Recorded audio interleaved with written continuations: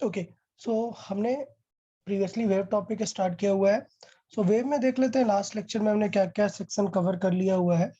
So last lecture में देखते हैं क्या क्या कवर किया हुआ है। आप एक बार सारी चीज़ें फिर से रिकॉल कर लें और उस पे बेस्ड जो भी क्वेश्चंस रहेंगे वो आज हम डिस्कस करेंगे। सो लास्ट लेक्चर में हमने देखा था कि टाइम पीरियड क्या होता है, टाइम पीरियड के बाद एम्पलीट्यूड, एम्पलीट्यूड के बाद वेव लेंथ, और ये सारे पैरामीटर किस पे डिपेंड करते हैं ये सब। फिर हमने देखा स्पीड ऑफ अ वेव क्या होता है। स्पीड ऑफ अ वेव पे काफ़ी डिस्कशन हुआ, काफ़ी डिटेल डिस्कशन हुआ। उस पे एक बेस्ट एग्जांपल आया कि जो स्ट्रिंग वेव है, जो हमारी ट्रांसवर्स वेव है, उसका स्पीड कितना रहता है, उसका स्पीड कैसे निकालते हैं, ये काफ़ी इम्पोर्टेंट है, ये आप माइंड में रखें। फिर ट्रांसवर्स स्पीड के बाद उस पर हमने कुछ क्वेश्चंस किए हुए थे, वो आप एक बार रिव्यू कर लेंगे। उसके बाद हमने लॉन्जिट्यूडनल वेव, यानी कि हम बात करें तो साउंड वेव के लिए हमने स्पीड का फॉर्मूला डिस्कस किया हुआ था। फिर हमने साउंड वेव का सॉलिड्स में देखा तो यंग्स मॉडुलस पे डिपेंड करता है, और लिक्विड और गैसेस में बल्क मॉडुलस पे। फिर हमने बात की कि बल्क मॉडुलस गैसेस पे किस तरीके से चेंज होता जाता है, उसके अकॉर्डिंग किस तरीके से चेंज होगा। तो वहां पर हमने फिर बात की कि साउंड की जो स्पीड है वो एयर में क्या होती है। सो एयर में हमने दो बातें की थी। हमने न्यूटन का पर्सपेक्टिव देखा था जो कि आइसोथर्मल था, बट वो आइडिया गलत था, बट फिर भी एग्जाम में पूछा जाता है क्योंकि न्यूटन ने दिया हुआ था। फिर लैप्लास करेक्शन हमने देखा, और finally actual propagation of sound in air discuss किया हुआ था। फिर ये सारे फैक्टर्स थे। ये काफी इंपॉर्टेंट फार्मूला बन जाता है कि साउंड इन रियल एक्चुअली तो टेम्परेचर से ही रिलेटेड रहता है। अगर टेम्परेचर कांस्टेंट है तो फिर डेंसिटी या प्रेशर पे रिलेटेड नहीं रहता है, और ये एब्सोल्यूट टेम्परेचर पर रिलेटेड होता है। तो इस पे भी हमें आगे ध्यान देना है सॉल्विंग में। फिर उसके बाद हमने बात की थी कि अगर सिंपल 1 डिग्री सेल्सियस चेंज करें फॉर अ स्मॉल चेंज तो 0.61 मीटर पर सेकेंड स्पीड बढ़ती जाती है। फिर हमने ह्यूमिडिटी की बात की थी। ह्यूमिडिटी पे क्या बात की थी कि यार ह्यूमिडिटी से जो वेपर अमाउंट बढ़ जाता है उससे एयर का डेंसिटी कम होने लग जाता है, जिसकी वजह से स्पीड ऑफ साउंड वहां पर बढ़ जाता है। ये पॉइंट तक हमने डिस्कस कर लिया हुआ था। तो आज हम इस पे रिलेटेड कुछ क्वेश्चंस करने वाले हैं और आगे कंटिन्यू करेंगे। ठीक है। So speed of sound mainly time period वाला ही हम क्वेश्चन देखेंगे। बाकी काफी variety of question practice sheet में आपको मिल जाएंगे। आज मैं प्रैक्टिस शीट भी पोस्ट कर दूंगा। देखिए सिंपल एग्जांपल से स्टार्ट कर लेते हैं, बहुत ही स्ट्रेट फॉरवर्ड। क्या if the speed of sound at 27 degrees Celsius in hydrogen, so in hydrogen is 400 meter per second, then find its speed in helium at 127 degree Celsius. चलो try करें यार सब लोग, बहुत ही स्ट्रेट फॉरवर्ड एग्जांपल है। Try करें जल्दी से, एंड आंसर रूट में आएगा 400 इंटू रूट समथिंग, तो रूट की वैल्यू रखने की जरूरत नहीं है, जस्ट रूट में ही सॉल्व करके रखें। जल्दी से सॉल्व करें, hardly it will take 1 minute.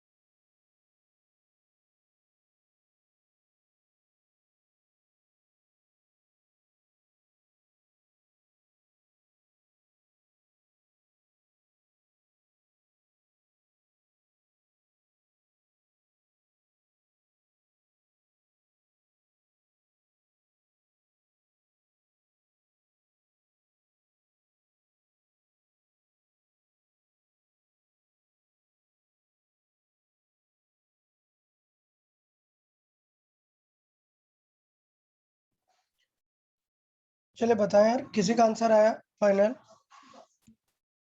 बताएं। 400 into root of 2/3. √2/3. Someone else? 800 upon √3. 800 upon root 3. 800, which means it is 400 root 4/3. Okay. √4/3 का फैक्टर आ रहा है। Someone else?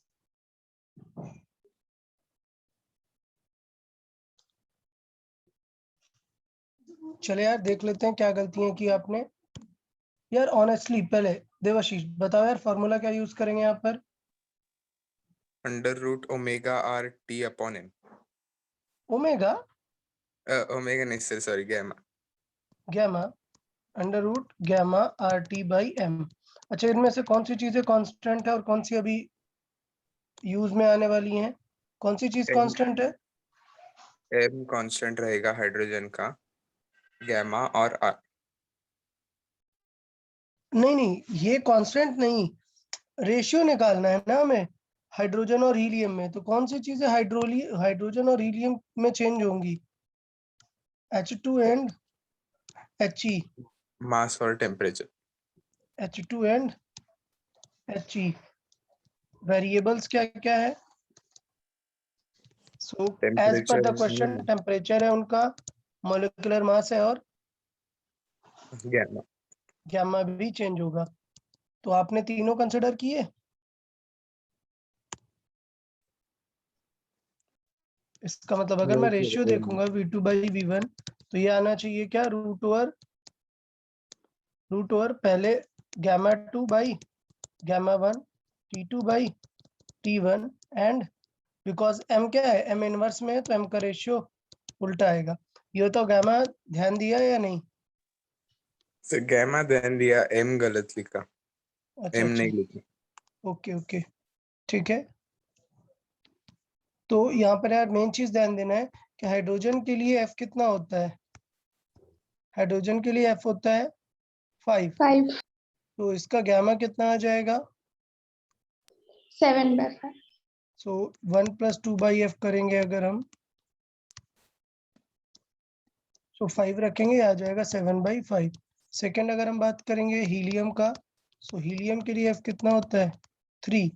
सो उसका जो गैमा होगा γ2 होगा हीलियम मतलब, सो 1 + 2/F। सेम फॉर्मूला यूज करें अगर तो क्या आ जाएगा 5/3। सो ये दोनों चीजें यार ध्यान देनी थी बस, और कुछ इसमें क्वेश्चन में खास था नहीं। सो V2 विल बी V1 कितना है 400 है हाइड्रोजन में, अपॉन सबके रेशियो लिख लेते हैं। तो γ2 की बात करें तो ये कितना हो गया 5/3 अपॉन 7/5 इंटू T1 T2 कितना होगा यार, अब भी समझना है, केल्विन में हमें ऐसा रखना है। सो ये कितना हो जाएगा 400 केल्विन, और T1 कितना रहेगा 300. 300 केल्विन इंटू M1 M2। सो M1 कितना है, हाइड्रोजन है उसका होगा 2, और हीलियम का कितना होगा 4. 4। ठीक है। सो अभी इसे क्रॉस सॉल्व कर दो यार सारी चीजें। So V2 will be 400 is equal to root over, देखें सो ये कैंसिल आउट, 4 कैंसिल आउट, 2/3 आएगा यहाँ पर 2/3, और यहाँ पर आएगा 5 × 5 25 अपॉन 7 × 3 7 × 3। क्लियर ना? तो इसका मतलब ये हुआ कि रूट से बाहर क्या आ जाएगा 5/3 √2/7। क्या कर रहे थे यार सब लोग, क्या गलतियां हुई? ऐसा रैंडम सा इतना अजीब सा आंसर क्यों आया था? अगर आपने गैमा कंसिडर किया था देवाशीष तो 7 दिखना ही चाहिए था। मुझे ऐसा आंसर याद नहीं है, बट मुझे ये पॉइंट दिख रहा था कि जो पर्सन गामा अगर यूज करेगा तो 7 दिखेगा। आपने गैमा यूज किया तो फिर क्यों 7 नहीं आया था आपके आंसर में? सर मिसकैलकुलेशन हो गया शायद. बहुत ही बढ़िया यार, इतने छोटे से क्वेश्चन के लिए मिस कैलकुलेशन चल रहा है यार। सर आया ये आंसर, क्या आयुष? आया ये आंसर, थोड़ा लेट आया लेकिन आया. ओके गुड, ठीक है। चले कोई बात नहीं यार। देखो यार ऐसे क्वेश्चंस को अभी मैं बहुत ज्यादा नहीं सॉल्विंग कर सकता है यार, क्योंकि इसमें कॉन्सेप्ट जैसी कुछ बात बची क्या है यार? नहीं ना, कॉन्सेप्ट हो गए, और इसी फॉर्मूले पे कम से कम 10 क्वेश्चंस हैं शीट में। तो अब मैं इस पे बहुत ज्यादा डिटेल पे नहीं जा रहा हूँ कि बार बार इसी का रेशियो लूँ, एक बार m को लूँ, एक बार r को लूँ, एक बार t को। मैंने एक ही क्वेश्चन में सारे यूज कर लिए हैं। आप लोग थोड़ा सा केयरफुल रहेंगे चीजों को लेके। सो बात करते हैं if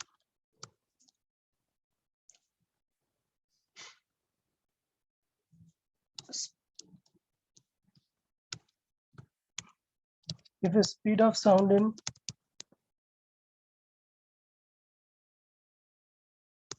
air at 0 degree Celsius is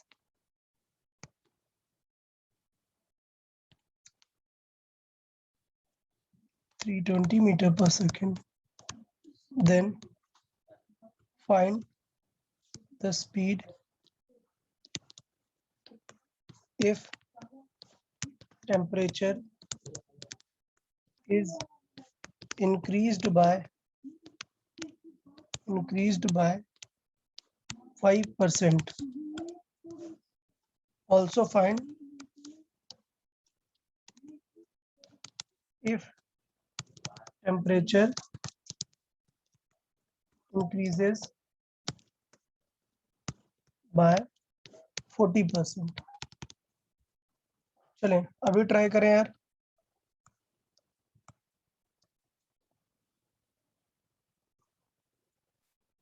okay, कोई एक्सप्लेन करे यार। सबसे पहले अगर मैं क्वेश्चन इस तरीके से फ्रेम करता हूँ तो मेरा पर्पस क्या रहता है इस टाइप का क्वेश्चन देने का? मतलब स्मॉल चेंज से करना है। हाँ, अगर 5% नियर अबाउट 5% है, मतलब छोटा चेंज है, हम लॉजिकली कर सकते हैं। और अगर 40% है तो प्रॉपर वैल्यू रख के हमें करना पड़ेगा। क्लियर ना? तो कभी भी परसेंटेज चेंज दिया होता है तो हमें क्या टारगेट करना होता है? सबसे पहले क्या पता होना चाहिए हमें? Formula gamma RT by m, एंड यहाँ से हम बता सकते हैं कि V प्रोपोर्शनल टू क्या है? Root T। अब यहीं पे हमें डायरेक्टली बात करनी है यार। समझो नंबर 1 क्या, when T changes by how much percent? Percentage change? 5. Yes, percentage change in T is 5%. इसका मतलब जो गिवन होता है वो ये गिवन होता है, delta T by T into 100 की वैल्यू कितनी है? 5%। ठीक, तो बताओ यार, फिर चेंज इन स्पीड निकाल सकते हैं ना हम डायरेक्टली। तो क्या करेंगे, डायरेक्टली कैसे निकालेंगे? 1/2. यस, सो इसका मतलब ये है यूजिंग अप्रोक्सीमेशन। अब मैं डायरेक्टली ही लिख दे रहा हूँ। सो यूजिंग अप्रोक्सीमेशन,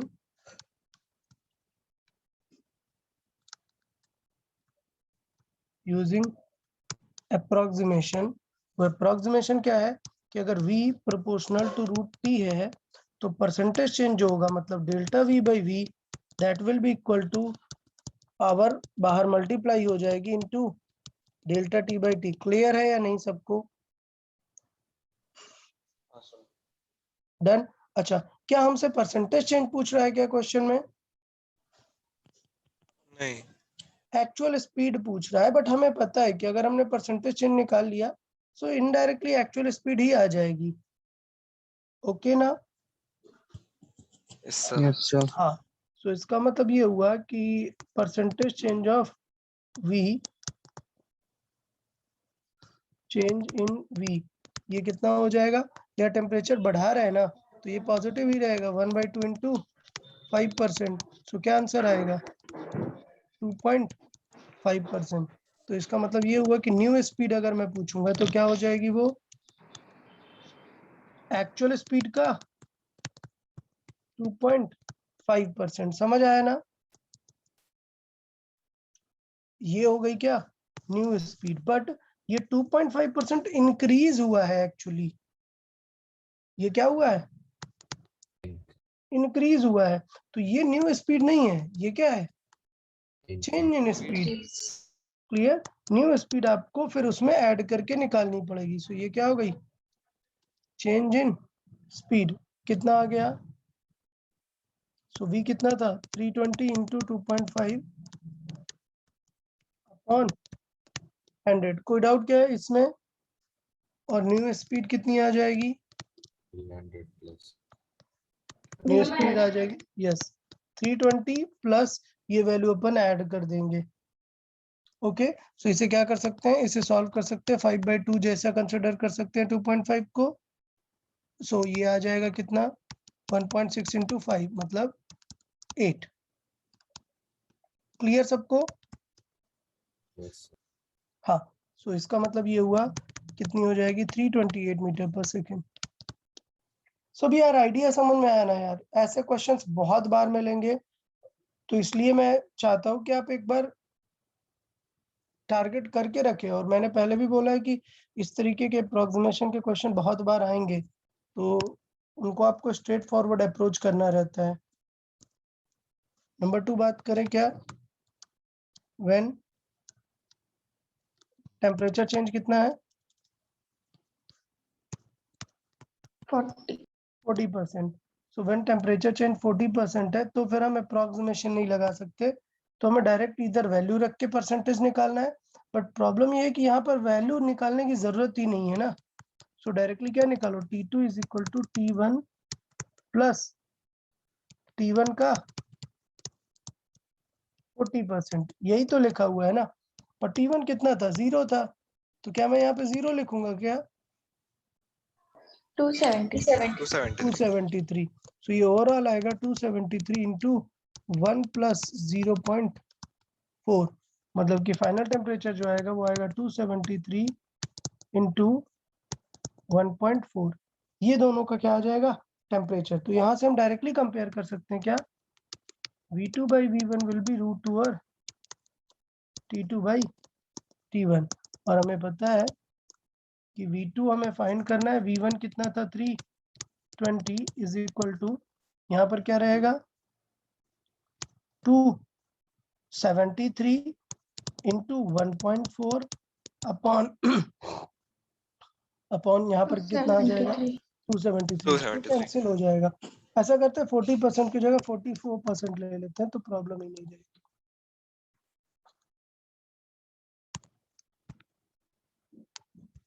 ठीक है समझ गए आप क्यों लिया, क्योंकि रूट से वैल्यू बाहर आ जाएगी ना। सो ये कैंसिल आउट हुआ, रूट से बाहर क्या वैल्यू आ जाएगी 1.2। तो ये क्या हो गया 320 इंटू 1.2। क्लियर है यार सबको? Yes, sir.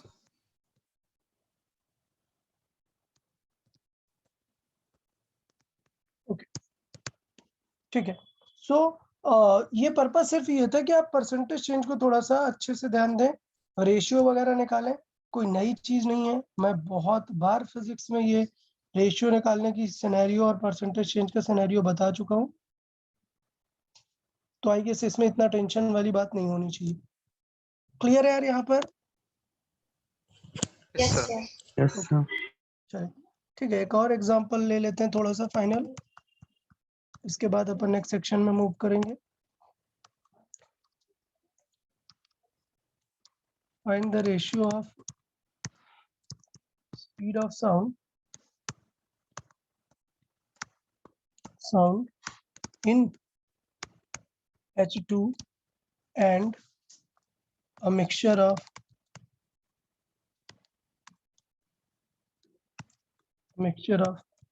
5 mole hydrogen and 10 mole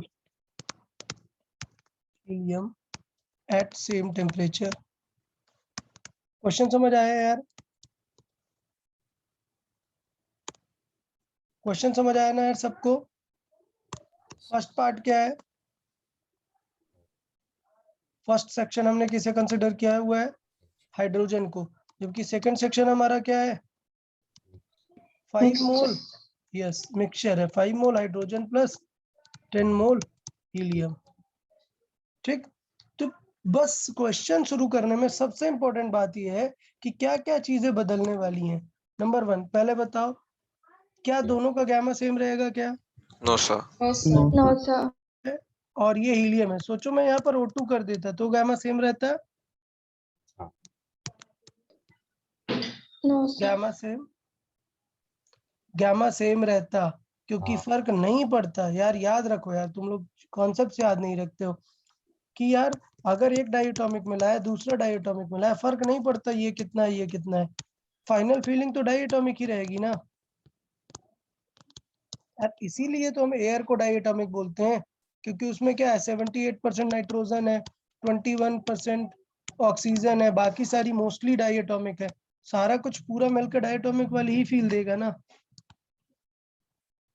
यार, ये याद रहेगा फिर से। दो डाई एटॉमिक मिला दोगे तो क्या एफ निकालने की जरूरत है क्या?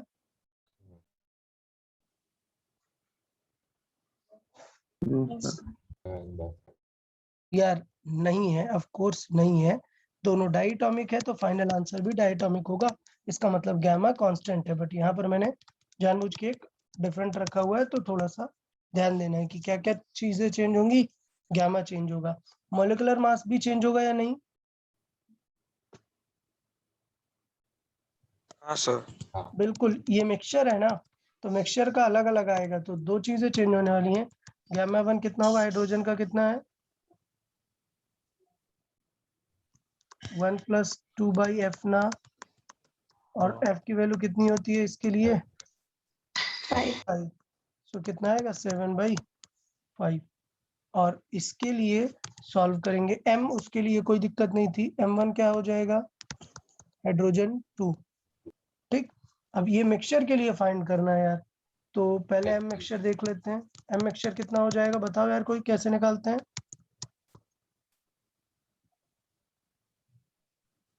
भाई m मिक्सचर कैसे निकालते हैं बताएं? F1N1 plus F2N2 upon N1 plus N2. F1N1, अरे भाई f क्यों ला रहे हो, क्या पूछ रहा हूँ, m Mix पूछ रहा हूँ, M अरे m पूछ रहा हूँ, तो N1 M1 plus N2 M2 भाई, N1 plus N1 plus N2. N2 क्या आ जाएगा भाई, 5 × हाइड्रोजन कितना है 2, प्लस हीलियम कितना होता है 4, अपॉन 5 + 10 कितना हो गया ये टोटल 50/15, 10/3। सो 5 से कैंसिल आउट हो जाएगा 10/3, ये हो गया। अभी क्या निकालेंगे फिर, गामा गैमा मिक्सचर, तो गैमा मिक्सचर क्या N1 गैमा 1 करते हैं क्या? नहीं 1 नहीं, plus 2 upon ये F. नहीं करते हैं, F क्या mix करते हैं एफ ये मिक्स निकालेंगे। 1 + 2/f मिक्स निकालेंगे, ठीक। तो यार f मिक्स यार समझ गए ना, N1 F1 करके निकाल लेंगे, clear. So where f mix कैसे निकाल सकते हैं, वो निकाल सकते हैं N1 F1 करके। सो N1 कितना है 5 × F1, हाइड्रोजन है उसका क्या हो गया 5, प्लस 10 × 3 3 अपॉन 15 5 + 10 15, टोटल कितना हुआ यार ये 55/15 55/15। सो अभी भी कैंसिल नहीं, आउट नहीं होगा 11/3 55 11/3, ठीक है, और वो यहाँ पर अपन रखेंगे, तो क्या आ जाएगा 1 + 2/11/3, 3 ऊपर मतलब 6, सो 11 + 6 मतलब 17/11, क्लियर। तो अब यहाँ से अपन निकाल सकते हैं V1/V2 का रेशियो, क्लियर है ना, समझ आया? Yes sir. हाँ, सो V1/V2 टेम्परेचर सेम है, तो उसकी टेंशन नहीं है, γ1/γ2 × M2/M1, ओके। तो इसका मतलब क्या रेशियो आ गया, γ1 वो तो हाइड्रोजन ही है, वो कितना है 5, अपॉन γ2 कितना है 17/11, इंटू M2 कितना आया है 10/3, अपॉन M1 कितना आया है 2। समझ आया यार सबको?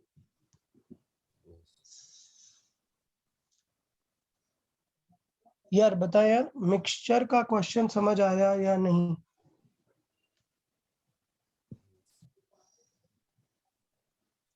हाँ सर. चलो ठीक है यार, कोई बात नहीं, रेशियो है, अपन इस तरीके से निकाल लेंगे। तो चले सॉल्व कर लेते हैं, कितना आ जाएगा फिर ये यहाँ पर √5 गामा 1 7/5 25 क्या गामा 1 7/5 या ओके या 7/5, हाँ सॉरी मैंने जस्ट f लिख दिया, ये 7/5 ठीक है, 7/5 हाँ। थोड़े से चेंजेस कर लेते हैं, तो इसका मतलब 10 कैंसिल आउट हो जाएगा, और 7 × 11 77, और नीचे क्या आएगा 3, सो 51। क्लियर है यार, ये आंसर आएगा final.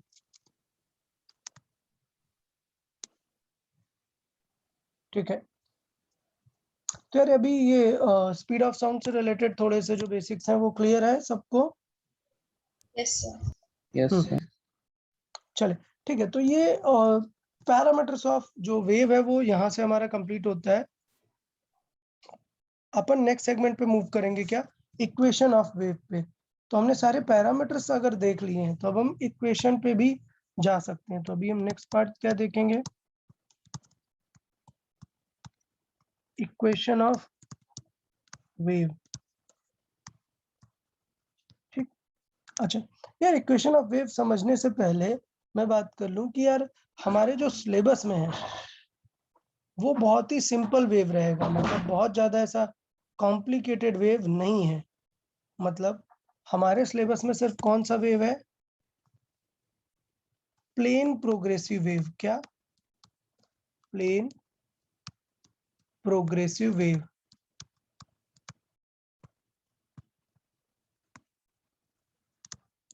Okay, plane progressive wave, तो सबका मीनिंग समझना है। Plane progressive wave, plane word क्यों यूज किया हुआ है? वेव सिर्फ उस प्लेन में है। हाँ, मतलब वेव अगर आप देखो, ये एक सोर्स है तो ये ऐसे रैंडम हर तरफ जा सकती है ना, अप एंड डाउन भी जा सकती है ना, ऊपर मतलब out of the plane, into the plane, मतलब रैंडम हर डायरेक्शन में जा सकती है। तो हम देख ही नहीं पाएंगे उसे, विजुअलाइज या सॉल्विंग कर ही नहीं पाएंगे।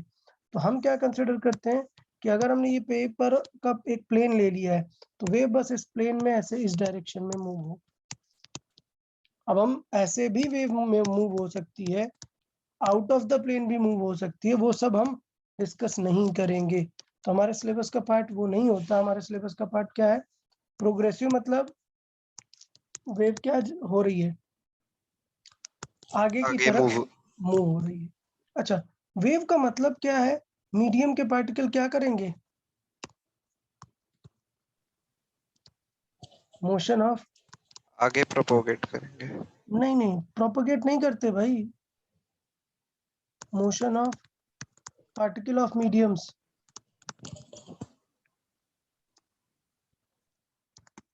वो क्या करते हैं,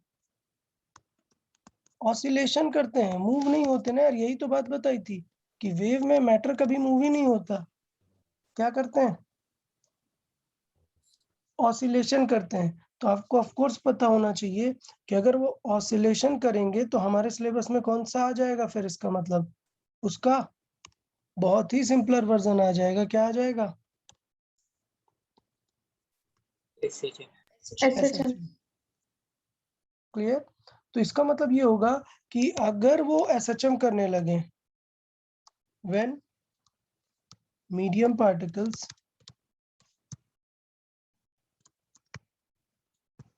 परफॉर्म एसएचएम, मतलब बहुत ही रैंडम ऑसिलेशन हो सकते हैं, बट अगर वो एसएचएम होंगे, मतलब हार्मोनिक मोशन करेंगे, तो उस वेव को भी क्या बोलने लगेंगे, plane progressive harmonic wave.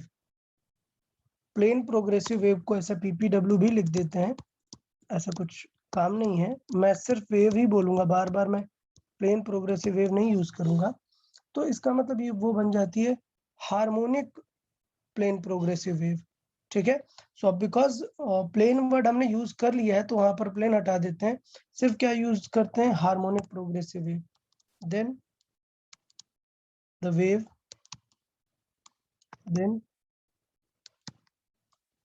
The wave is called क्या, हार्मोनिक प्रोग्रेसिव वेव।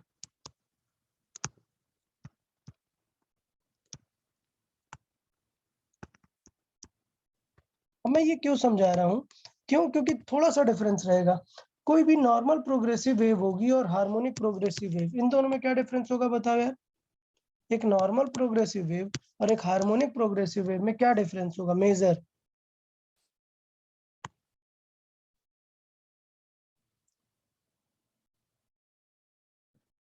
यार एसएचएम में बताया है इस वर्ड का मीनिंग क्या होता है? force directly proportional to Equal to distance. वो सिंपल वाली होती है। हार्मोनिक का मीनिंग होता है कि जो चीजें कंटिन्यूअसली ऑसिलेशन में टाइम पीरियड में साइन और कॉस का फंक्शन होती हैं, उनको टर्म यूज करते हैं क्या? हार्मोनिक। एक्चुअली ये म्यूजिकल टर्म से रिलेटेड है, साउंड से रिलेटेड था कि जब साइनोसॉइडल वेव होती है उसको बोलते हैं हम क्या? Harmonic in nature. ओके, तो वो वेव बहुत ही स्मूथ रहते हैं और बेसिकली म्यूजिक साउंड से रिलेटेड टर्म है ये कि म्यूजिक में फर्स्ट यूज किया गया था, फिर आगे वो कंटिन्यूअसली चलने लगा। क्या कि कोई भी ऐसी वेव जो किनकी फंक्शन होंगी? साइन एंड कॉस की, उनको हार्मोनिक बोलेंगे। सिंपल हार्मोनिक मोशन में हम बोलते हैं कि फोर्स प्रोपोर्शनल टू -x रहता है, बट ऑफ कोर्स उसका एक सोल्यूशन आता है क्या? a sin omega t। तो ये वेव किसके फॉर्मेट में है? ये वेव नहीं, ये जो डिस्प्लेसमेंट है ये किसके फॉर्मेट में? साइन का फंक्शन है, इसलिए हार्मोनिक टर्म यूज करते हैं। ये पॉइंट क्लियर रहेगा? हार्मोनिक टर्म मतलब साइन वगैरह का फंक्शन, अगर हार्मोनिक नहीं है तो फिर नॉर्मली ही। ओके,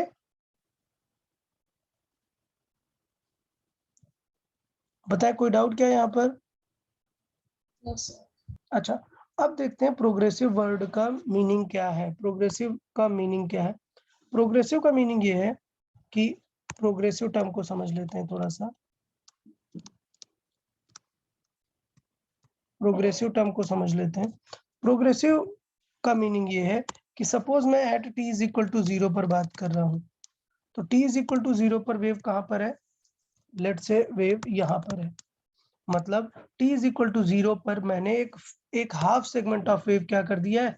जनरेट कर दिया है। तो ये क्या हुआ है? At t is equal to 0 पर हाफ सेगमेंट जनरेट कर दिया। अब जो ऑसिलेटर है वो नेक्स्ट वेव जनरेट नहीं करेगा, तो ऑफ कोर्स ये वेव क्या करेगी? आगे ट्रैवल करेगी किसी स्पीड से। उसका स्पीड कितना है? लेट से v है। तो अगर मैं बात करूं कि at time t, at time t, अगर t टाइम पर देखूं तो क्या लगता है ये वेव कितनी आगे चली जाएगी? बताओ, ये वेव कितनी आगे आ जाएगी?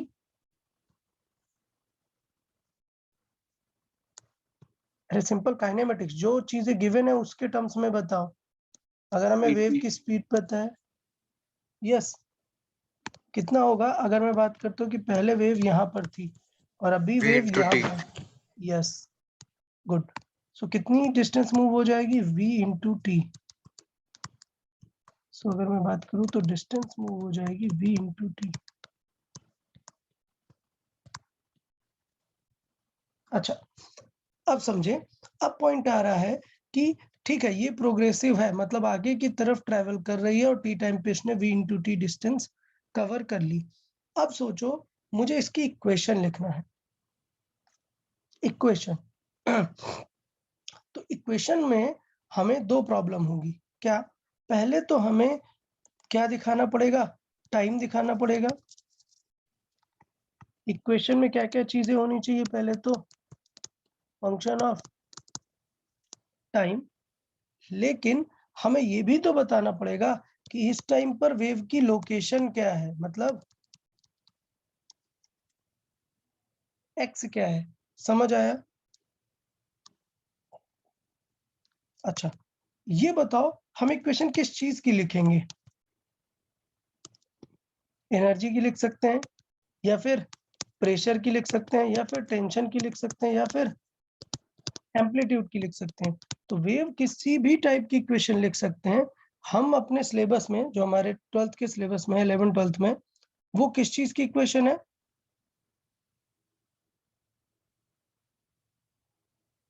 जिस चीज को हम फील कर सकते हैं, क्या कर सकते हैं, फील कर सकते हैं या फिर विजुअलाइज कर सकते हैं। और कौन सी चीज, क्या एनर्जी को देख सकते हो क्या? एम्पलीट्यूड। गुड। क्या एनर्जी को देख पाओगे क्या? नहीं। प्रेशर अगर मैं बोल दूं कि यार प्रेशर की वेव जा रही है, तो देख लोगे क्या प्रेशर को? नहीं। टेंशन देख लोगे क्या? नहीं। बट ये जो एम्पलीट्यूड है, या एम्पलीट्यूड वर्ड नहीं मुझे यूज करना चाहिए, क्या, डिस्प्लेसमेंट, इसे देख लोगे ना आप कि पार्टिकल डिस्प्लेस हो रहा है। तो इस फिगर में ऑफ कोर्स टेंशन भी है, एनर्जी भी है, सब कुछ है, लेकिन क्या चीज हमें दिख रहा है? डिस्प्लेसमेंट। तो हम इक्वेशन किसकी लिखेंगे? डिस्प्लेसमेंट। डिस्प्लेसमेंट की। तो मैं यहाँ पर लिख देता हूँ कि इक्वेशन किसी की भी हो सकती है। Equation can be of energy, pressure, displacement.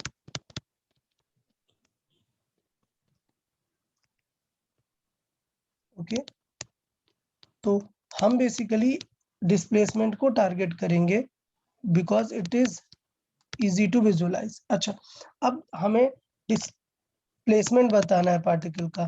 तो हमें पता है कि ये था पार्टिकल नंबर 1, ये है पार्टिकल नंबर 2, ये है पार्टिकल नंबर 3, ये है पार्टिकल नंबर 4, ये है पार्टिकल नंबर 5।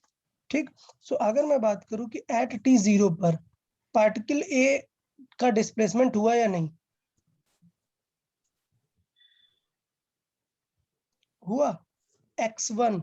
और मैं बात करूं क्या, डिस्प्लेसमेंट ऑफ 1 का डिस्प्लेसमेंट हुआ या नहीं, मैक्स है, जबकि 2 का कैसा है, मिनिमम। मिनिमम है, 0 है। 3 का क्या है, 0 है। ठीक। लेकिन यहां पर अगर बात करोगे, जब थोड़ी देर बाद वेव मूव हो गई है, सो 1 2 3 4, इसका मतलब डिस्प्लेसमेंट ऑफ क्या 1 का डिस्प्लेसमेंट है क्या? अभी नहीं, 0 है। 3 का डिस्प्लेसमेंट भी 0 है। किसका डिस्प्लेसमेंट है ज्यादा? 4 का मैक्स है। 4 का मैक्स है। तो ये बताने का पर्पस ये है, पर्पस सिर्फ इतना है, सिर्फ छोटी सी बात करना है कि अगर आप डिस्प्लेसमेंट की इक्वेशन लिख रहे हो, सो time is not the only factor.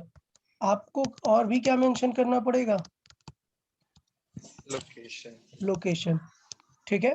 सो इसका मतलब ये है कि टाइम इज नॉट सफिशिएंट, हमें पोजीशन भी देखनी पड़ेगी, पोजीशन ऑफ पार्टिकल।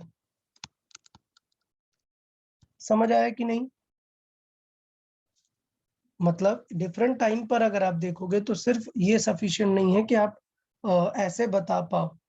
डन। अच्छा, चलो अब इक्वेशन लिख देते हैं, इसकी इक्वेशन लिख देते हैं। मान लेते हैं कि फर्स्ट पार्टिकल क्या कर रहा है, ऑसिलेशन कर रहा है।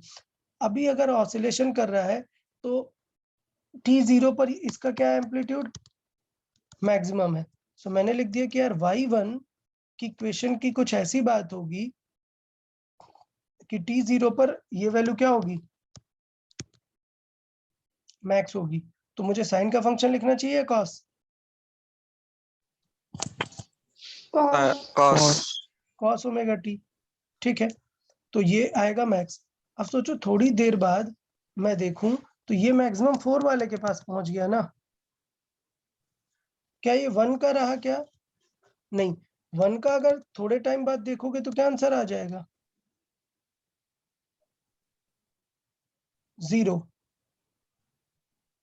क्लियर? तो इसका मतलब ये हुआ कि अगर हम दो चीजें बात करें तो हमें सॉल्विंग में सिर्फ टाइम सफिशिएंट नहीं होगा, हमें यहाँ पर लोकेशन भी देखनी पड़ेगी पार्टिकल की, कि यार हमेशा आप 1 की इक्वेशन नहीं लिख सकते हो, आगे जाके हमें किसकी इक्वेशन देखनी पड़ेगी, 4 की। तो ये पॉइंट समझ आया कि नहीं? एसएचएम में क्या होता था, एसएचएम में सिर्फ इक्वेशन किसकी होती थी, टाइम की। अब यहाँ पर जो इक्वेशन होगी डिस्प्लेसमेंट की, उसमें खुद पोजीशन जरूर होगी पार्टिकल की। ओके, ये पॉइंट क्लियर है?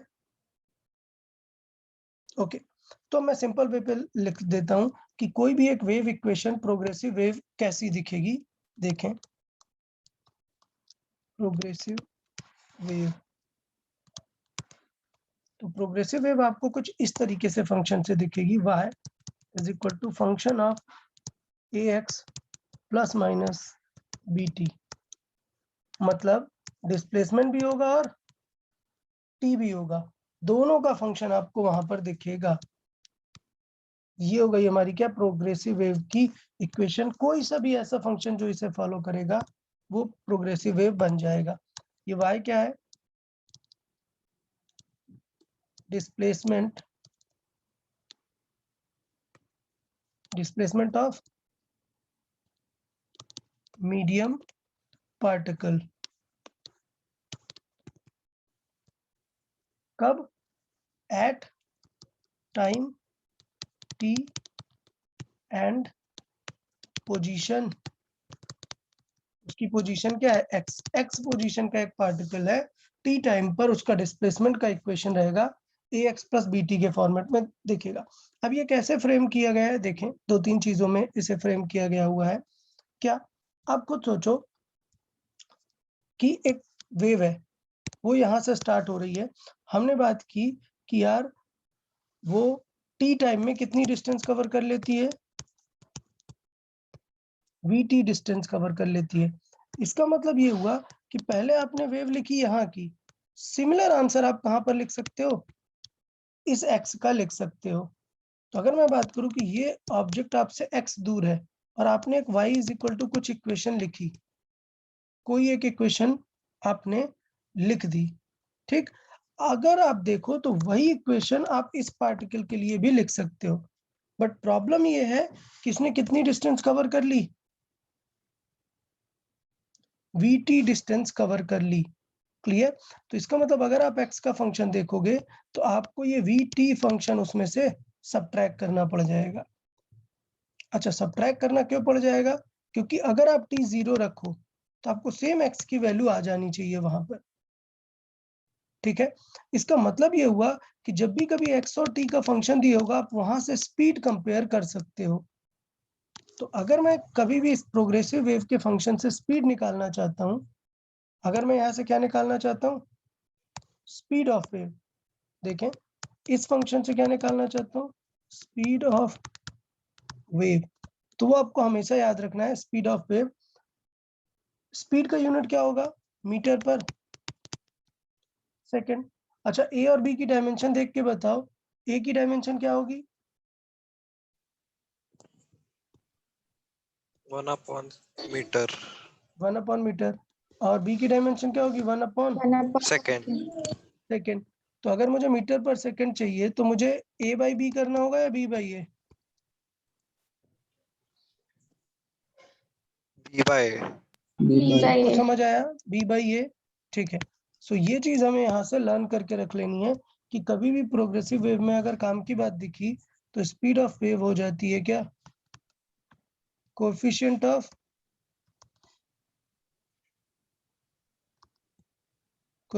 Of t upon coefficient of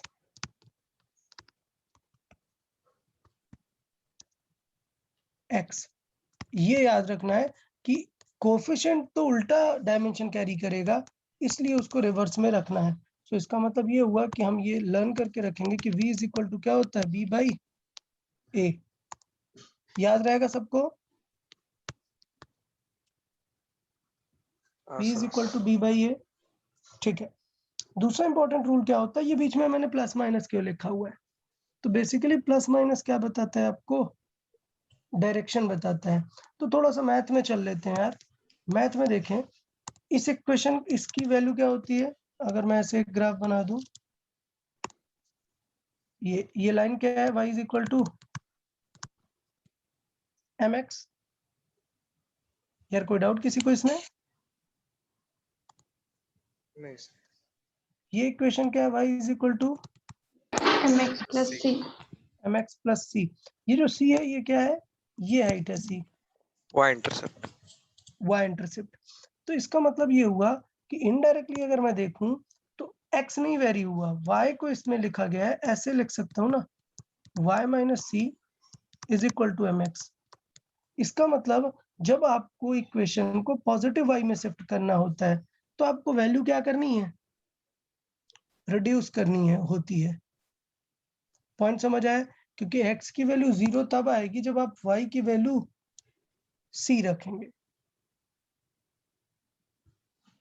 clear? तो इसका सिंपल सा आइडिया ये है कि जब आप पॉजिटिव शिफ्टिंग कराते हैं तो इक्वेशन में आपको क्या यूज करना होता है, नेगेटिव। क्यों यूज करना होता है नेगेटिव? जिससे जब आप यहाँ पर वैल्यू चेक करें कि यार x 0 पर कब होगा x 0, तो हमें पता है कि y की वैल्यू क्या रख दें, c, तो x की वैल्यू क्या आ जाएगी, 0। तो ये शिफ्टिंग रूल मैथमेटिक्स में यूज होता है। अपन यहाँ पे लर्न करके रखेंगे, ज्यादा दिमाग में प्रेशर नहीं डालेंगे यार कि टेंशन लें कि क्या होगा क्या नहीं होगा। सीधे अपन ध्यान देंगे क्या, अगर यहाँ पर प्लस है तो इसका मतलब उल्टा हो रहा है, वेव किस डायरेक्शन में प्रोपोगेट हो रही है, बैकवर्ड। बैकवर्ड प्रोपोगेट हो रही है, नेगेटिव। सो वेव मूविंग टूवर्ड्स, अच्छा हम प्लेन प्रोग्रेसिव वेव पढ़ रहे हैं तो सिर्फ एक ही डायरेक्शन लिखेंगे, towards negative x axis. Okay, और अगर यहाँ पर क्या यूज हो जाए, नेगेटिव, सो इसका मतलब वेव किस तरफ मूव हो रही है,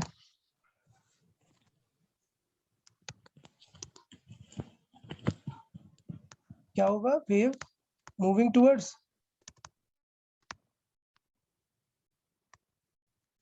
पॉजिटिव एक्स एक्सिस।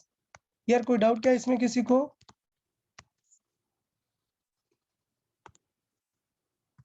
यार बताए, तीन चीजें हमने देखी, क्या, वेव की स्पीड, वेव की डायरेक्शन। किसी भी एक प्रोग्रेसिव वेव से हम दो चीजें देख सकते हैं, वेव की, क्या देख सकते हैं, वेव की स्पीड और वेव की डायरेक्शन। क्लियर? अच्छा, ये तो था जब आपको इक्वेशन दे दे। अगर आपको इक्वेशन दी नहीं है, आपको इक्वेशन फॉर्म करना है, तो फिर कैसे बनाएंगे, टू राइट इक्वेशन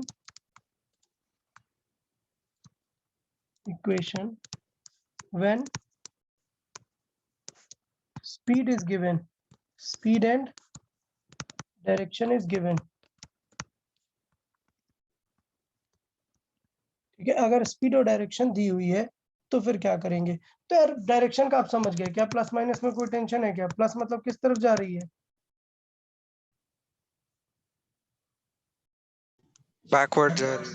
बैकवर्ड जा रही है, नेगेटिव तरफ जा रही है। बस मेन देखते हैं यार, अगर स्पीड दी है तो क्या होगा। तो मुझे पता है कि फंक्शन होना चाहिए ax प्लस bt का, y should be a function of ax plus minus bt। Problem ये है कि क्या आप गेस कर सकते हो क्या दो वेरिएबल एक बार में। अगर मैंने बोला कि स्पीड है 3, तो ये रेशियो तो इनफाइनाइट तरीके से आ सकता है ना, मतलब 6/2 से भी आ सकता है, 9/3 से भी आ सकता है। तो ए और बी की वैल्यू क्या आप बता सकते हो क्या? नहीं सर। नहीं बता सकते ना। तो क्या करते हैं, किसी एक को प्लेन ही रखते हैं और डायरेक्टली रेशियो वहां पर रख देते हैं। इसका मतलब ये है कि जब इक्वेशन में x गिवन होगा और हमें v को t के साथ यूज करना है, तो क्या यूज होगा, x प्लस vt, क्योंकि x क्या है, डिस्टेंस है ना, और डिस्टेंस के साथ क्या यूज होगा, डिस्टेंस ही ऐड हो सकता है ना। और सोचो अगर t दे दिया आपको, तो आपको x/v करके उसे t बनाना पड़ेगा। तो ये दोनों टाइप ऑफ इक्वेशन समझ आया कि नहीं? सर नहीं, फिर से। ओके ठीक है, समझें इसे। देखें क्या होता है कि ए बी आप अलग अलग तो गेस नहीं कर सकते हो, तो क्या करना होता है, किसी एक को यूनिट मान लेता ना होता है। ठीक, तो सोचो जब आपको जरूरत पड़े, लेट से फंक्शन दे दिया y इज इक्वल टू, और दे दिया at t is equal to 0, equation है समथिंग 1/x², ये इक्वेशन है। ये 1/2 + x², ऐसी इक्वेशन है। ठीक, अब बताओ इसकी एक्चुअल इक्वेशन क्या होगी अगर इसकी स्पीड है 3। तो हमें पता है कि यार x के साथ में ऐड या सब्ट्रैक्ट करेंगे तो आंसर क्या आ जाएगा, y = 1 + 2/x पे प्लस 3 या समथिंग 3t का स्क्वायर। मैं पॉइंट यहाँ पर ये बता रहा हूं कि हम x का कोफिशिएंट ढूंढ ही नहीं सकते हैं। क्लियर? क्योंकि अब आप x को नहीं ऐसे बदल सकते हो यहाँ पर। तो आपको जो भी कुछ करना पड़ेगा, वो जो क्वांटिटी डिसअपियर हुई है, मतलब 0 रखने की वजह से क्या हो गई है, वो क्वांटिटी हट गई है, आप उसी में सिर्फ मल्टीप्लाई लगा सकते हो। तो जब आपको इक्वेशन है t = 0 पर गिवन है और आपको फाइनल इक्वेशन लिखनी है, तो आप कोफिशिएंट को सिर्फ t के साथ एडजस्ट कर सकते हो, x के साथ नहीं। अब जब आपको t के साथ एडजस्ट करना है तो इसका मतलब v की वैल्यू क्या होती है, b/a। x के साथ वाले को क्या मानना है आपको, 1, तो b की वैल्यू क्या आ गई, v जितनी आ गई। ठीक, अब दूसरा, सपोज इक्वेशन दे देता कि at origin the equation is like 2 + t²। तो अब कंफर्म हो गया कि t का कोफिशिएंट क्या है, 1 है, मतलब b की वैल्यू क्या कंफर्म हो गई, 1। अब आपको a ढूंढना है तो a क्या हो जाएगा, 1/v हो जाएगा ना।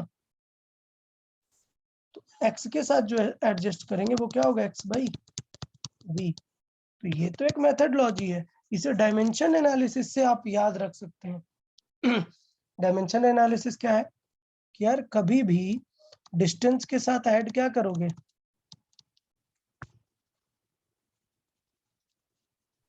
डिस्टेंस। हाँ, तो इसका मतलब आप x के साथ डिस्टेंस, तो डिस्टेंस तो स्पीड इनटू टाइम होगी ना, vt ही ऐड कर सकते हैं। समझा? तो इस इक्वेशन से अगर आप निकालोगे तो a की वैल्यू क्या आ गई यहाँ पर, 1, b की value v, and then speed क्या हो जाएगी, v/a। तो देखो आ रही है ना v, समझ आया? तो ये तो बस लिखने का एक तरीका चेंज हो गया है। यहाँ पर a की वैल्यू कितनी है, 1/v, b की वैल्यू कितनी है, 1। सो देन स्पीड कितनी होगी, v/a, मतलब 1/v। सो क्या आ गया, v। समझ आया हम क्या करना चाह रहे हैं, हम v को यूज करके इक्वेशन लिखना चाह रहे हैं। Okay,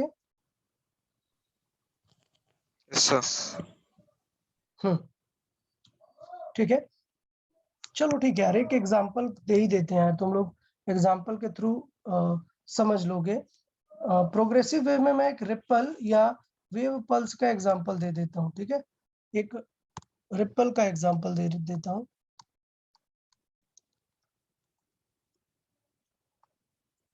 ripple of a wave,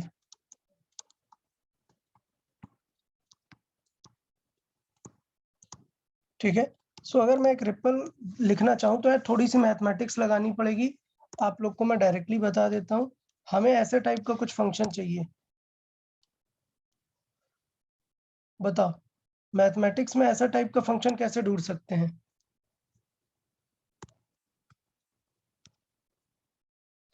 देखें, सिंपल मैथमेटिक्स है, आप टेंशन नहीं ले। एट x = 0, वैल्यू क्या है इस फंक्शन की, max. Max. At x = infinite, value क्या है, 0। At x = minus infinite, value क्या है, 0। ठीक, तो क्या ऐसा हुआ क्या कि x = 0 के बाद वैल्यू ऐसे नेगेटिव होने लगी, ऐसा कुछ नहीं। तो ये श्योर हो गया कि इक्वेशन में x की वैल्यू का क्या होगा, स्क्वायर होगा ना। तभी तो फर्क नहीं पड़ता कि आप यहाँ पर पॉजिटिव रखो या फिर नेगेटिव, ओवरऑल वैल्यू हमेशा सेम आएगी, पॉजिटिव। ये बात समझ आई या नहीं?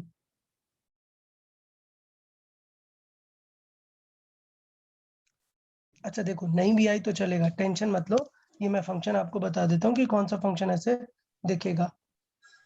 आपको समझना है कि इस टाइप का फंक्शन सेम वैल्यू कैरी करेगा, ठीक है। y इज इक्वल टू, अगर मैं बात करूँ, सम a upon 1 plus x square, ये फंक्शन बिल्कुल ऐसे ही कैरी करेगा वैल्यू। तो अब समझो, जब x 0 रखोगे तो y की वैल्यू क्या आएगी?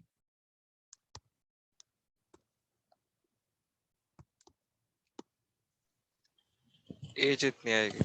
a जितनी आएगी ना। सो इसका मतलब क्या हो जाएगा, y की वैल्यू a जितनी। और अगर x इनफाइनाइट रखा तो y की वैल्यू क्या आएगी? 0। समझ आया? ये जो फंक्शन है ये यही वाला फंक्शन है। सो ये इस टाइप के एक वेव पल्स या रिपल को रिप्रेजेंट करता है। यहाँ तक कोई डाउट क्या? No sir.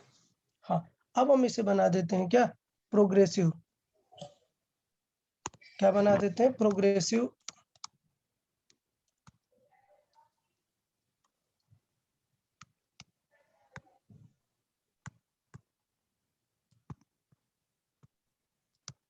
Progressive wave pulse मतलब यार, अब ये ऐसा नहीं है कि सिर्फ x के टर्म्स में हो, अभी इसमें क्या आ जाना चाहिए, टाइम।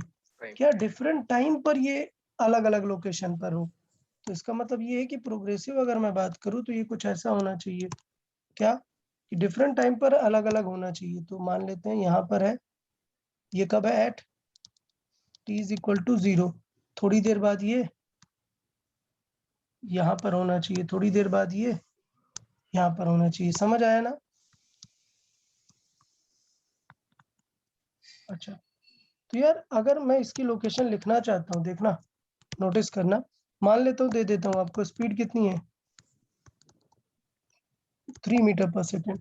क्या लगता है कहाँ पहुंचेगा ये after 1 second? t is equal to 1 पर कहाँ पर होगा ये पीक उसका? 3 पे। 3 पर होगा। So at t is equal to 1, ये वैल्यू क्या है, ये जो वैल्यू है ये x इज इक्वल टू 0, और ये क्या है, x is equal to 3। So similarly ये क्या होगा, x इज इक्वल टू 6। अगर मैं ये बोल रहा हूँ कि at t is equal to, ये क्या है, 2 सेकेंड। 2 सेकेंड। अच्छा, इसका मतलब ये हुआ कि यार ऐसा इक्वेशन लिखना है जो ये मैक्स वैल्यू दे आपको, बट जब t की वैल्यू 1 रखो तब भी मैक्स वैल्यू दे। तो मुझे पता है मैक्स वैल्यू तो तब देगा ना जब x की वैल्यू क्या होगी, 0 ना। सो अगर मैं बात करूं at t is equal to 1, at t is equal to 1, x is equal to 3 must give me y max। But मुझे पता है कि y max तो कब पॉसिबल है, y max तो कब पॉसिबल है, जब एक्चुअल x क्या रख दो, 0। इसका मतलब जितना x इसने कवर किया है 3, उतना ही हमें कुछ सब्ट्रैक्ट करना पड़ेगा। तो देख रहे हो ये पॉजिटिव x एक्सिस में जा रही है और इसमें हम सब्ट्रैक्ट करेंगे क्या, डिस्टेंस, जिसे हम कैसे लिख सकते हैं, vt से। समझ आया? तो इस चीज को मैंने यहाँ से आपको क्या समझाया, डायरेक्ट लिखना बताया कि अगर x की इक्वेशन लिखनी है तो क्या करो, डायरेक्टली vt लिख सकते हो। ओके, तो इसका मतलब इसकी इक्वेशन में ये सब हटा रहा हूँ। इक्वेशन कैसी दिखने लगी कि y इज इक्वल टू, ये मान लेते हैं ये वैल्यू क्या है, मैक्स है, a है, तो क्या दिखेगी, y is equal to a upon 1 plus a x plus minus b t का स्क्वायर। कोई डाउट क्या इसमें? अब मैं a और b सेपरेट नहीं बता सकता हूँ, क्वेश्चन में मैं क्या दी है, स्पीड। तो इसका मतलब इसके दो इक्वेशन हो सकते हैं, आपको एज पर द क्वेश्चन आपको जज करना पड़ेगा। क्या इक्वेशन हो सकती है, number 1, y is equal to a upon 1 plus, क्या करूं, अगर मैं x प्लस लिख रहा हूं, अच्छा किस तरफ जा रही है ये, पॉजिटिव x एक्सिस की तरफ, तो यहाँ पर क्या यूज करेंगे, नेगेटिव। माइनस, और माइनस v इंटू टी, मतलब क्या हो जाएगा, 3t का स्क्वायर। एक तरीका ये है इस इक्वेशन को लिखने का, सेम रिजल्ट आपको देखने को मिलेंगे अगर आप इक्वेशन कैसे लिखो,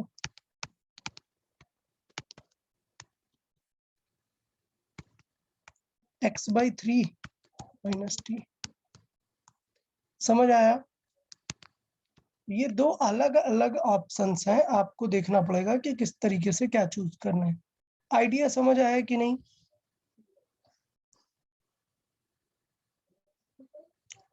कि अगर x के साथ ऐड करना है तो क्या ऐड करेंगे? vt। और अगर t के साथ करना है तो x/v। बताएं, ये समझा कि नहीं? हाँ sir. Okay.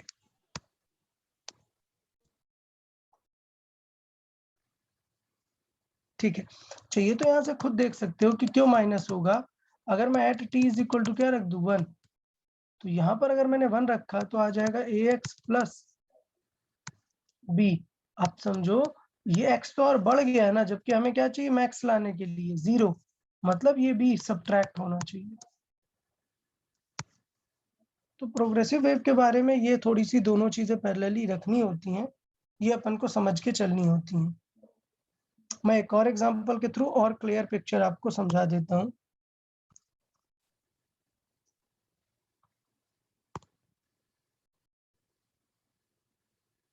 So let's say a wave pulse generated towards positive x-axis with speed of 2 meter per second. If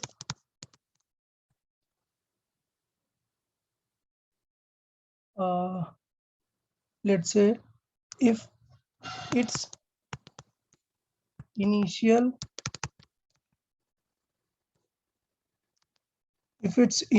displacement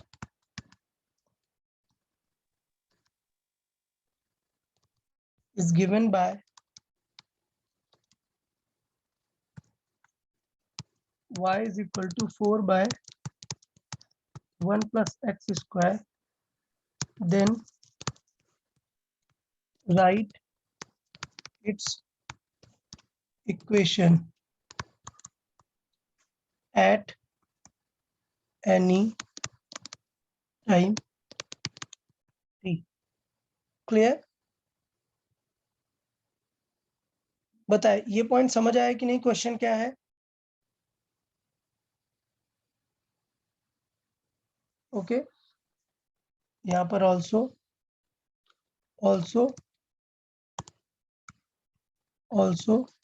find displacement of a particle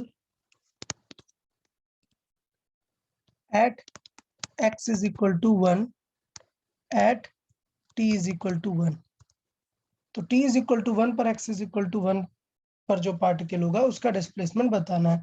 but उससे पहले हमें क्या लिखना पड़ेगा इस वेव की इक्वेशन। तो क्या समझा यार, कैसे इक्वेशन लिखना है? इस बार x दिए तो हमें क्या लिखना है? At t is equal to 0। Equation क्या है? सोचो, t is equal to 0 पर आपको ये इक्वेशन दी है, इसका मतलब t 0 रखने से t वाला टर्म हट गया ना। तो अगर हमें एज्यूम करना है t वाला टर्म x के साथ उसे ऐड करना है, तो हम क्या ऐड करते हैं? vt। क्यों करते हैं ऐसा? क्योंकि x के साथ डिस्टेंस ही ऐड करना है, और प्लस सोचने वाली बात है x is equal to 2t लिखा है, तो इससे ही तो डेफिनेशन से स्पीड आती है ना। स्पीड क्या आती है? b by a। b मतलब t का कोफिशिएंट, तो कितना 2 बाई x का कोफिशिएंट क्या है? 1। ओके, तो यहां से स्पीड उसकी आ जाती है। तो इसका मतलब ये होगा कि अगर मैं बात करूं कि एट टाइम t, तो इक्वेशन क्या हो जाएगी? y is equal to 4 by 1 plus क्या आंसर आएगा? x minus vt. Minus v मतलब 2t का स्क्वायर। अभी मुझे लगता है सबको समझ आ गई इक्वेशन लिखना। तो दो चीजें ही इक्वेशन में इंपॉर्टेंट है, ये नेगेटिव, ये क्या बताता है? Direction. यस, ये डायरेक्शन बताता है, wave moving towards positive x axis. और ये टर्म क्या बताता है?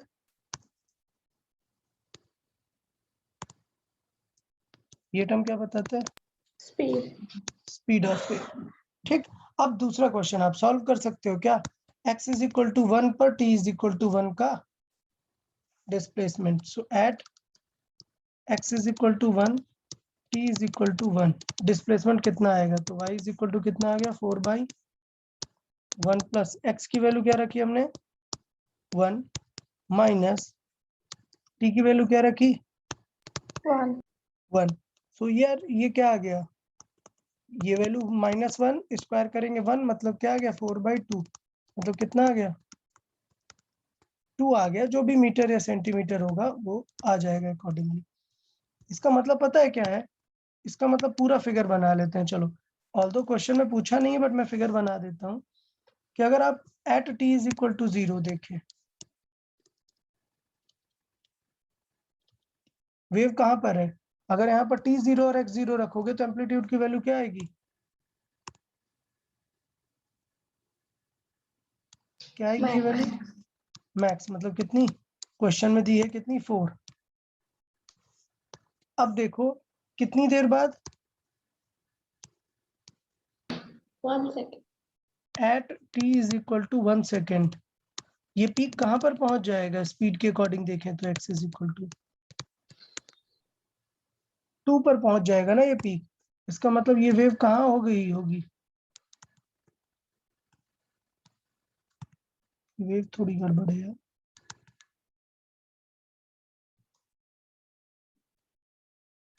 इस तरीके से बना देते हैं, और ये जो दूसरी वेव होगी उसका पीक होगा इस पॉइंट पर। समझ आया क्या? बट क्वेश्चन में क्या पूछा है? x इज इक्वल टू 1 पर क्या होगा? तो इसका मतलब यहां से चेक कर लिया कि x इज इक्वल टू 1 पर क्या है, तो x इज इक्वल टू 1 पर उसका एम्पलीट्यूड कितना है? 2। समझ आया? मतलब ये जो ब्लैक कलर की वेव है इसका हम एम्पलीट्यूड देख रहे हैं x इज इक्वल टू 1 पर। अगर आपने x इज इक्वल टू 0 पे चेक किया तो कुछ और होगा, यहाँ पर देखा तो कुछ और होगा। समझ आया क्या?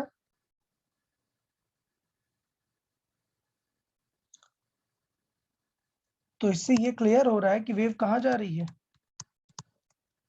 पॉजिटिव एक्स डायरेक्शन में जा रही है।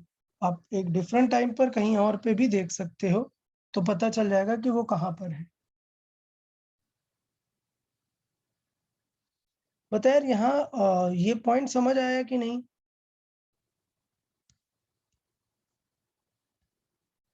अच्छा, प्रोग्रेसिव वेव कैसी भी हो आपको कंपेयर हमेशा इस इक्वेशन से ही करना है।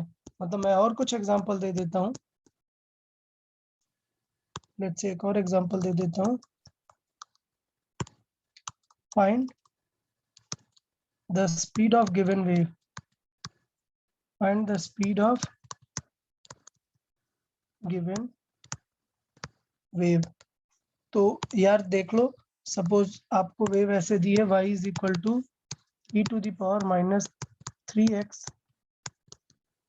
माइनस 5t स्क्वायर और प्लस 5t स्क्वायर, ये दी हुई है wave.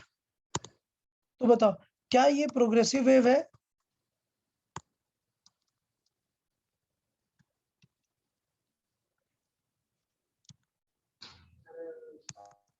It is a progressive wave. Why?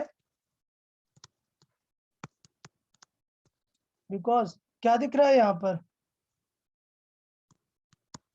x plus t दोनों चीजें साथ में दिख रही हैं, because it is a function of ax plus bt। समझ आया या नहीं बताएं? और अगर ऐसा होगा तो स्पीड ऑफ वेव कैसे निकालेंगे? 5/3. b बाई ए से। सो कितनी हो जाएगी? 5/3। लेकिन यार ये ट्रैवल किस तरफ कर रही है? यहाँ बीच में है ना ये पॉजिटिव है, तो इसका मतलब क्या आंसर आएगा?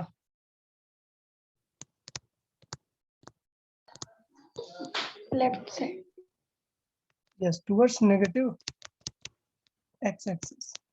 ठीक, तो यार कभी कभी क्या होता है, स्पीड ऑफ वेव में ही डायरेक्शन दिखा देता है। क्लियर? तो पता है मैं क्या बोलता हूँ, मैं स्टार्टिंग को थोड़ा सा चेंज कर देता हूँ। अगर यहाँ पर देखें स्पीड, तो स्पीड भी भाई ये है, और डायरेक्शन आप हमेशा कैसे देखोगे? साइन देख के। अभी कुछ बुक में क्या होता है कि स्पीड ऑफ वेव का क्या दे देता है? माइनस बी बाई ए दे देता है। आप समझ आए माइनस क्यों लगा रहा है?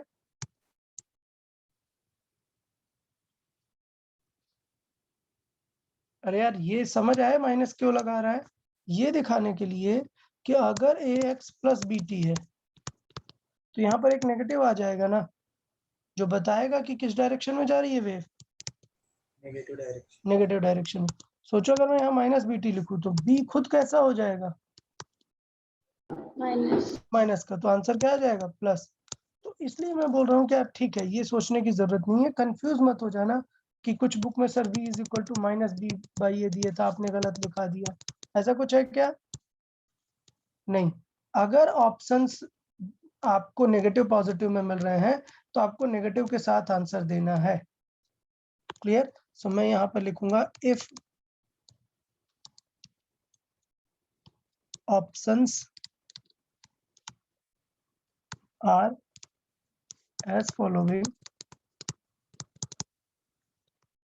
क्या क्या ऑप्शंस दिए हुए हैं? लेट्स से दिए हुए 2.5 metre per second, number 2 -3/5 metre per second, 0.6 ले लेते हैं।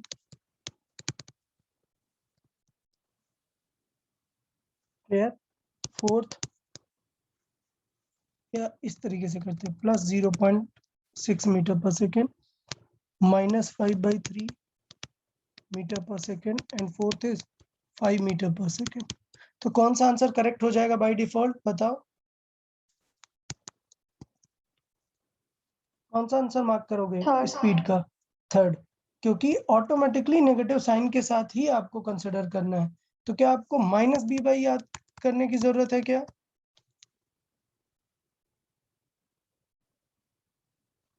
यार माइनस बी बाई ये याद करने की जरूरत है क्या?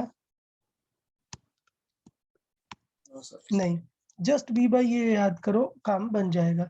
हाँ, अभी सोचो ऐसा लिखा होता -3x - 2t स्क्वायर, तो क्या तब भी ये माइनस ही रहने देते क्या?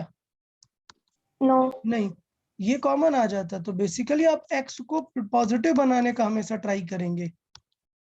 ओके, तो सॉल्विंग में थोड़ा सा ध्यान देंगे। तो अभी के लिए करेक्ट आंसर क्या हो गया? ये वाला करेक्ट हो गया। मैं यहाँ पर आपको थोड़ा सा नोट वाइज बता देता हूँ कि if function of -ax plus bt ऐसा गिवन है,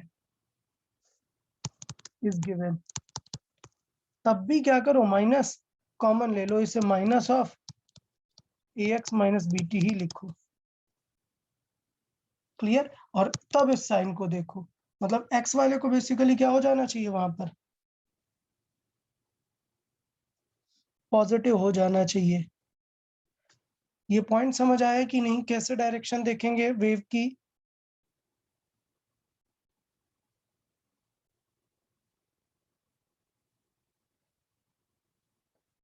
यार बताए, किसी फंक्शन से वेव की डायरेक्शन देखना समझ आया कि नहीं? Yes yes sir. ठीक है, इसे एग्जांपल में लिखें या ठीक है समझ आ गया? चलो एक और एग्जांपल लिख के लेते हैं। सर या so in this example it is मतलब e टू द पावर का फंक्शन है ना? हाँ, कोई सा भी रैंडम फंक्शन हो, फंक्शन फर्क नहीं पड़ता, आपको बस उस पे लेकिन ध्यान। अगर हम हाँ e to the power minus x या फिर x का ग्राफ लिखेंगे तो फिर वो एक्सपोनेंशियल इंक्रीज या डिक्रीज ऐसे हाँ, होता है ना? एक्सपोनेंशियल इंक्रीज या डिक्रीज होगा, ठीक है। मैंने क्या बताया कि ये एक प्रोग्रेसिव टर्म है। ये किसी ने कहा है क्या कि वेव ऐसी ही दिखनी चाहिए? मैंने क्या बताया कि वेव एक डिस्टर्बेंस है, एक डिस्प्लेसमेंट है। ऐसे भी हो सकता है कि वेव ऐसे जनरेट हुई, अब ये आगे ट्रेवल करेगी तो ये कुछ आपको ऐसे ही दिखेगी। समझ आया ना? बस ये वाली वेव हमारे सिलेबस में नहीं है। समझ आया क्या यस सर। यार? सबको समझ आया? ये बहुत ही अच्छा क्वेश्चन था। क्या e to the power function है? ये तो बिल्कुल भी ऐसा दिखेगा ही नहीं। तो ये थोड़ा सा चेंज करो इस थॉट को। हमारे सिलेबस में ये वाली वेव है, हार्मोनिक वेव, लेकिन जरूरी नहीं कि ऐसी हो। Wave is just a disturbance. May be disturbance ऐसा आया और अब ये डिस्टर्बेंस आगे प्रोपोगेट होता जाएगा। क्लियर? Yes sir. हाँ ठीक है, तो देख लेते हैं। Find the speed of wave, speed and direction of wave.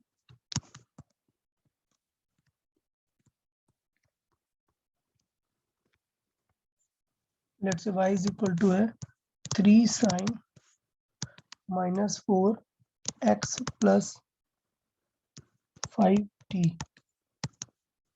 ये तो क्या इसमें स्पीड का आंसर ये कर दोगे क्या? Speed is equal to b by A. b by A सही है। b कितना है? 5/4। एंड डायरेक्शन क्या हो जाएगी? ये यहाँ पर पॉजिटिव है तो किस तरफ हो जाएगी? नेगेटिव x की तरफ। करेक्ट है क्या ये? No sir. एक्स को पॉजिटिव नहीं, x को पॉजिटिव होना चाहिए, तो direct negative x axis no.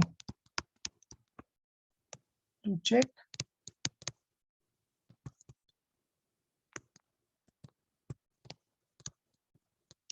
coefficient of x should be positive. Clear? तो यार टेंशन नहीं लेना है। चाहिए तो हम माइनस बी बाई ए से भी कर सकते हैं, कोई प्रॉब्लम नहीं है। जब हम माइनस बी बाई ए करते हैं तब हमें कुछ भी सोचने की जरूरत नहीं होती, बट बी और ए को कैसे रखना होता है? With sign. क्लियर? और अभी हम क्या विद साइन रख रहे हैं क्या? नहीं। पॉइंट क्लियर हुआ? तो इसका मतलब ये इक्वेशन आपको क्या करनी है? थोड़ी रीअरेंज करनी है। क्या करना चाहिए? y is equal to 3 sin minus 4x plus 5t। इसे क्या करो? नेगेटिव कॉमन ले लो तो क्या आ जाएगा? माइनस बाहर आ जाएगा ना, और क्या दिखेगा यहाँ पर? 4x माइनस 5t है। तो ये एक्चुअली किस तरफ जा रही है? नेगेटिव जा रही है, पॉजिटिव है। पॉजिटिव एक्स एक्सिस जो है पॉजिटिव एक्स एक्सिस है। सिर्फ ये एम्पलीट्यूड बता रहा है, ये नेगेटिव बाहर आ जाने की वजह से वेव का जो एक्चुअल ट्रांसफॉर्मेशन है वो नेगेटिव है। बस ये फर्क है। समझ आया ये बाहर नेगेटिव आने का? कोई डाउट क्या?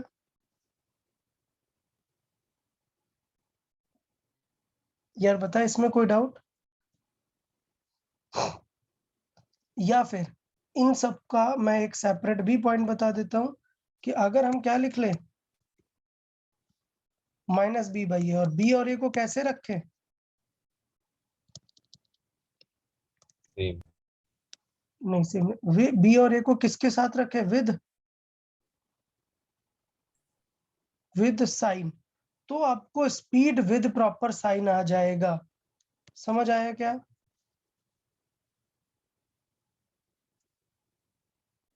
बताएं, कोई डाउट रहेगा इसमें?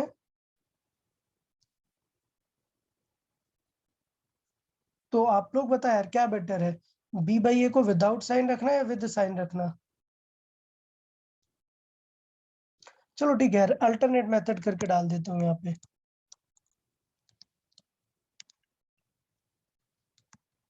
Alternate method f is or y is equal to a function of ax plus minus और plus minus ax plus minus bt, ये कुछ भी रैंडम से लिखा है। देन स्पीड ऑफ वेव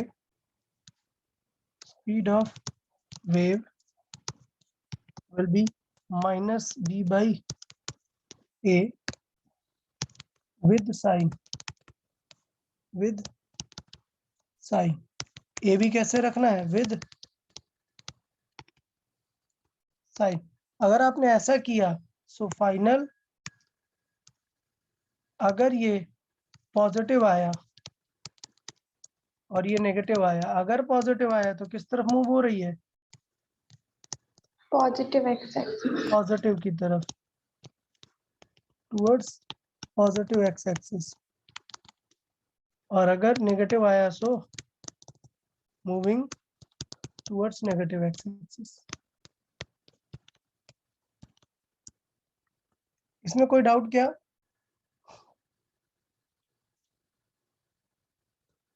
यार ये पक्का क्लियर है ना? मतलब मैंने लिखा e to the power -4x + 2t square, तो आप सीधे क्या करोगे, स्पीड माइनस b कितना है +2 बाई a कितना है -4. -4। तो आंसर कितना आ जाएगा, +1/2। मतलब किस तरफ वेव जा रही है, positive x axis. Positive x axis. Clear है ये सबको?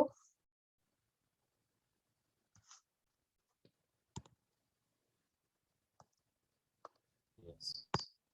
Okay, check the direction and speed of wave. यार आज सिर्फ हमने दो ही चीजें सीखी हैं, सबको समझ आया? इक्वेशन ऑफ वेव में हमने क्या सीखा है, इक्वेशन ऑफ वेव से क्या निकालना सीखा है,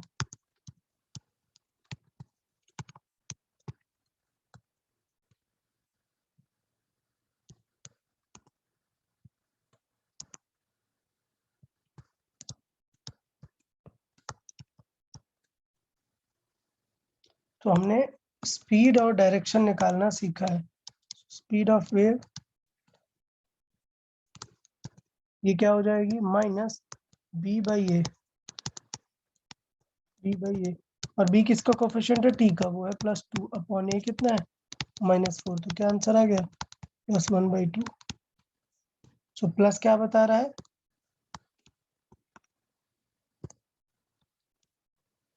मूविंग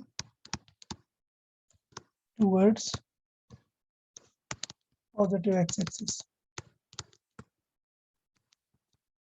यार बताए आज की सिखाई हुई ये दो चीजें क्लियर हैं कि नहीं, स्पीड एंड डायरेक्शन? यार कभी भी वेव की इक्वेशन आएगी तो ये दो चीजें जरूर आएंगी, स्पीड एंड डायरेक्शन। ये सबको क्लियर है या नहीं? यस। ठीक है, तो नेक्स्ट लेक्चर में अपन को, अभी हमने एक जनरल फॉर्मूला देखा कि f = ax + bt, अब हम इसे किसके अंदर रखेंगे, साइन के अंदर। तो ये कौन सी वेव बन जाएगी हमारी, हार्मोनिक प्रोग्रेसिव वेव। क्लियर? तो फिर वहां पर एसएचएम के पूरे रूल वगैरह लगने लगेंगे, फिर हम वहां पर टाइम पीरियड, एनर्जी, ये सारी चीजें देखने लगेंगे। ओके